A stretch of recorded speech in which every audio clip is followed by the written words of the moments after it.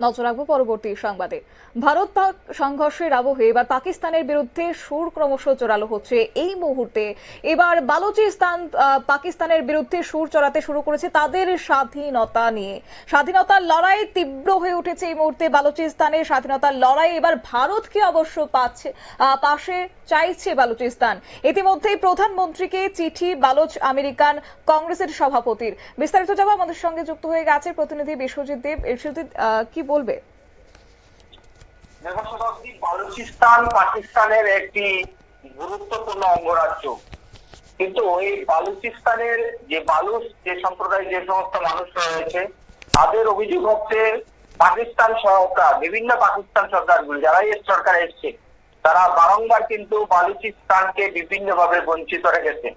শিক্ষা, স্বাস্থ্য থেকে শুরু করে পানি জল থেকে শুরু করে সব জায়গায় তাদেরকে বঞ্চিত করে রাখা হয়েছে এবং এই বঞ্চনার প্রতিবাদে কিন্তু দীর্ঘ সময় ধরে তারা কিন্তু পাকিস্তান থেকে তারা সেখানে মুক্ত হতে চাইছে, তারা স্বাধীন হতে চাইছে এবং এর জন্য কিন্তু পাকিস্তানের বিরুদ্ধে স্বাধীনতার লড়াই আরো তীব্র হয়ে উঠেছে বালুচিস্তানে।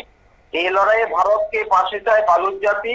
সেই লক্ষ্যে পর্যাপ্ত সমর্থন চেয়ে এবার প্রধানমন্ত্রী নরেন্দ্র মোদীকে চিঠি লিখলেন বালুচ আমেরিকান কংগ্রেসের সভাপতি তারা চাঁদ। পাশাপাশি কড়া সুরে পাকিস্তানের সমালোচনায় সরব হলেন তিনি।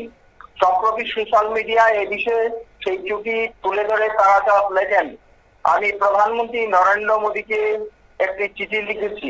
স্বাধীন বালুচিস্তান গঠনে পূর্ণ সমর্থনের জন্য তার কাছে আবেদন জানিয়েছি।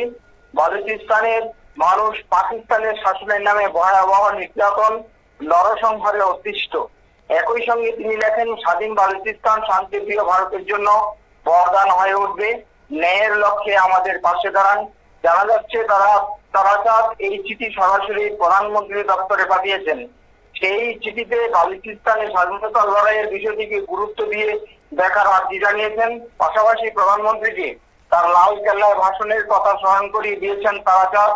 চিঠিতে লিখেছেন, আপনি লাল কেল্লার ভাষণে বালুচিস্তানের কথা উল্লেখ করে নৈতিক সমর্থন ইঙ্গিত দিয়েছিলেন।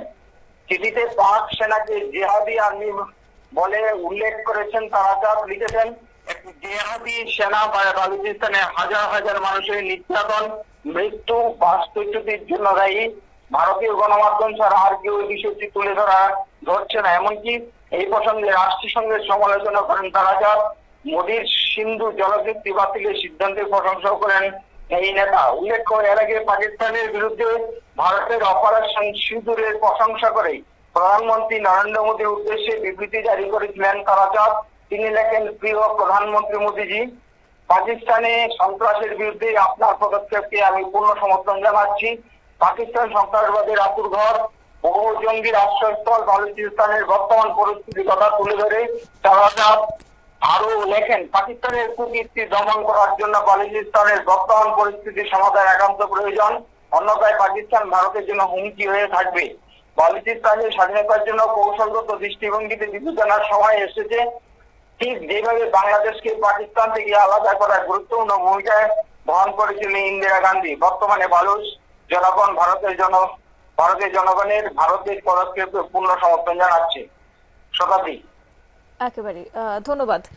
আমাদের সঙ্গে ছিল আমাদের প্রতিনিধি এবং গোটা বিষয় তুলে ধরেছে। অর্থাৎ একদিকে যখন ভারত পাক সংঘর্ষ চলছে ঠিকই তখনই সেই আবহে কিন্তু বালুচিস্তান গর্জে উঠেছিল যে তাদের স্বাধীন দেশ লাগবে, স্বাধীনতার স্বীকৃতি, স্বাধীন স্বীকৃতি তাদের লাগবে।